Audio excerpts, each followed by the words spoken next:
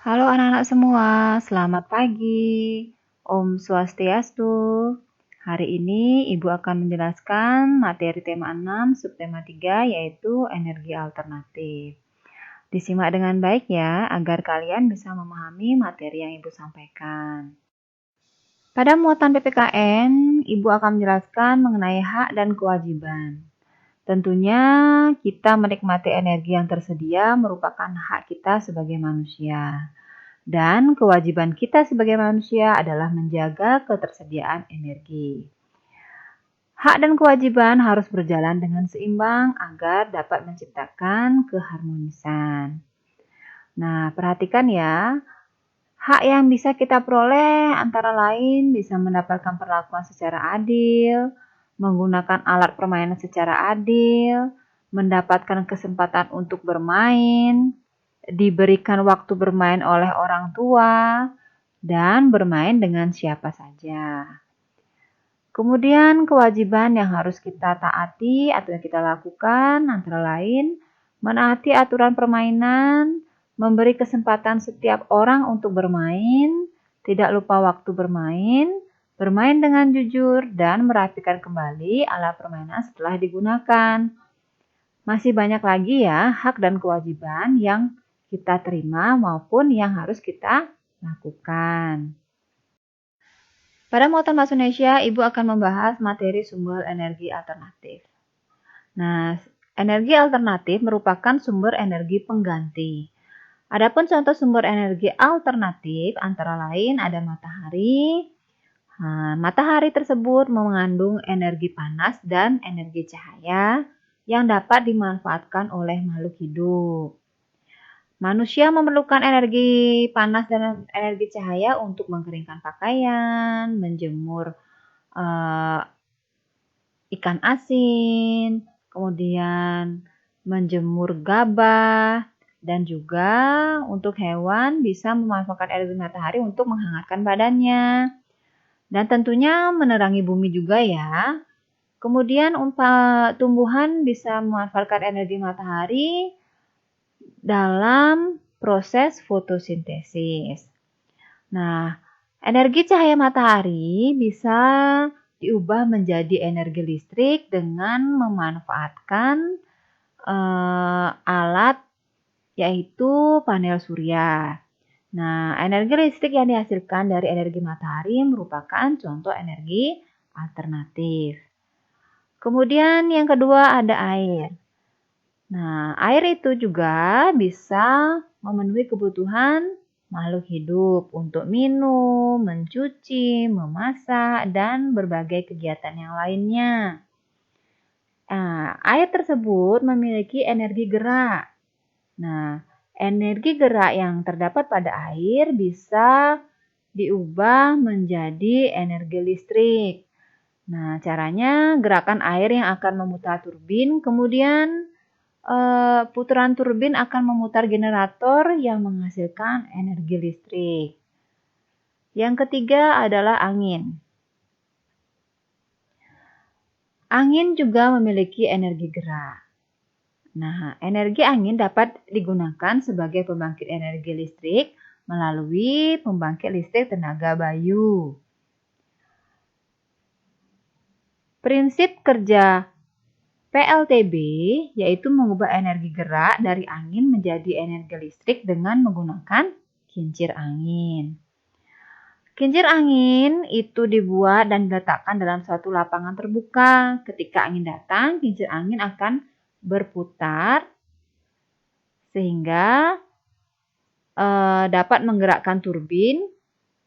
Kemudian turbin itu menggerakkan generator sehingga menghasilkan energi listrik. Nah, energi listrik yang dihasilkan oleh energi gerak angin merupakan contoh energi alternatif. Kemudian selain ada matahari, air, dan angin, ada juga sumber energi alternatif yang dihasilkan dari bahan alam dan bahan organik, yaitu ada biodiesel. Nah, biodiesel adalah bahan bakar pengganti solar yang terbuat dari tumbuhan, yaitu tanaman jahra. Kemudian ada briket. Briket adalah gumpalan terbuat dari bahan lunak yang dikeraskan. Nah, briket itu sebagai pengganti bahan bakar minyak atau gas LPG yang dimanfaatkan untuk membantu memasak. Nah, briket tersebut berasal dari tempurung kelapa, serbuk gergaji, dan sampah organik. Kemudian ada biogas. Biogas merupakan gas yang dihasilkan dari proses pembusukan bahan organik seperti kotoran hewan dan sampah organik. Biogas memiliki beberapa manfaat, antara lain dapat dijadikan pengganti bahan bakar gas untuk memasak, kemudian dijadikan pengganti bahan bakar solar untuk pembangkit listrik, dan sisa pembuatan biogas dapat dimanfaatkan untuk pupuk organik serta membuat lingkungan menjadi bersih karena memanfaatkan limbah. Selanjutnya, muatan matematika mempelajari mengenai menghitung lama kegiatan. Nah, setiap hari kita melakukan aktivitas atau kegiatan baik di rumah maupun di luar rumah ya. Setiap aktivitas yang kita lakukan membutuhkan waktu yang lama maupun waktu yang sebentar. Berapa lamanya waktu yang kita gunakan untuk beraktivitas biasanya diukur dengan hitungan jam dan menit. Nah, perhatikan ya contoh soal berikut. Donna membaca buku mulai pukul 15.20 dan selesai membaca pada pukul 16.45. Lamanya Donna membaca buku adalah, caranya menjawab adalah kita kurangkan waktu selesai membaca buku dengan waktu memulainya. Jadi, pukul 16.45 dikurangi 15.20 hasilnya 1 jam 25 menit. Contoh selanjutnya diperhatikan ya. Benny bermain layang-layang dari pukul 15.30 sampai dengan pukul 16.45. Lamanya Benny bermain layang-layang adalah titik-titik menit. Nah, hitung menitnya. Jadi, kalian bisa menjawabnya dengan menggambar 2 buah jam. Yang pertama, jamnya itu menunjukkan pukul 15.30. Jarum pendeknya berada di antara angka 3 dan angka 4. Kemudian jarum panjangnya berada di angka 6 karena menunjukkan 30 menit. Kemudian dia selesai pukul 16.45. Jadi, jarum panjangnya terletak di angka 9 karena menunjukkan 45 menit ya. Kemudian jarum pendeknya mendekati 5. Nah, jadi terlihat dari gambar jam tersebut, lamanya Benny bermain layang-layang adalah 1 jam 15 menit. Selanjutnya, membaca masa kadaluarsa suatu produk. Yang pertama ditulis dalam bahasa Indonesia. Penulisan tanggal kadaluarsa untuk produksi dalam negeri ditulis dengan urutan hari atau tanggal, kemudian bulan, kemudian tahun. Contohnya 10 Mei 2020, maka produk makanan atau minuman tersebut sebaiknya dikonsumsi sebelum tanggal 10 Mei 2020. Kemudian ada kode ditulis dalam bahasa Inggris. Penulisan tanggal kadaluarsa dalam bahasa Inggris ditulis dengan urutan bulan, kemudian hari atau tanggal, kemudian tahun. Contohnya expired 08 05 19.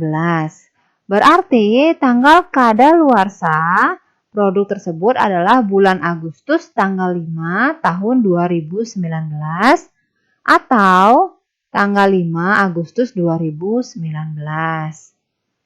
Kemudian ada produksi Jepang. Berbeda dengan Indonesia dan Inggris, untuk produksi makanan dari Jepang, tanggal kadaluarsa ditulis dengan urutan tahun, kemudian bulan, kemudian hari atau tanggal. Contohnya 2021.09.28. Berarti tanggal kadaluarsa produk makanan tersebut adalah tanggal 20 November 2021. Selanjutnya pada muatan SBDP, Ibu menjelaskan gambar dekoratif. Nah, adapun unsur-unsur gambar dekoratif, yang pertama ada garis mendatar, garis tegak, garis miring, garis lengkung, garis bersilangan, garis sejajar, garis zigzag, garis spiral, dan garis gelombang. Kemudian yang kedua ada bentuk. Di sini ada bermacam-macam bentuk, ada lingkaran, persegi panjang, segitiga, bujur sangkar, kemudian ada belah ketupat, trapesium, dan masih banyak lagi. Yang ketiga ada warna. Nah, pada warna ada warna primer adalah kelompok warna yang bukan hasil dari campuran warna lainnya. Contohnya hanya 3, yaitu kuning, biru, dan merah. Kemudian ada warna sekunder. Adalah kelompok warna yang hasil pencampuran warna primer dengan proporsi. Contohnya adalah jingga dihasilkan dari pencampuran warna merah dan kuning. Kemudian ada warna tersier. Warna tersier adalah kelompok warna yang dihasilkan dari pencampuran warna primer dengan warna sekunder. Contohnya, jingga kekuning-kuningan hasil dari campuran jingga dengan kuning. Sekian materi yang bisa Ibu sampaikan. Semoga kalian dapat memahami dengan baik. Untuk lebih jelasnya, kalian bisa membaca catatannya dan menjawab latihan-latihan soal. Terima kasih. Selamat pagi. Om Santi Santi Santi Om.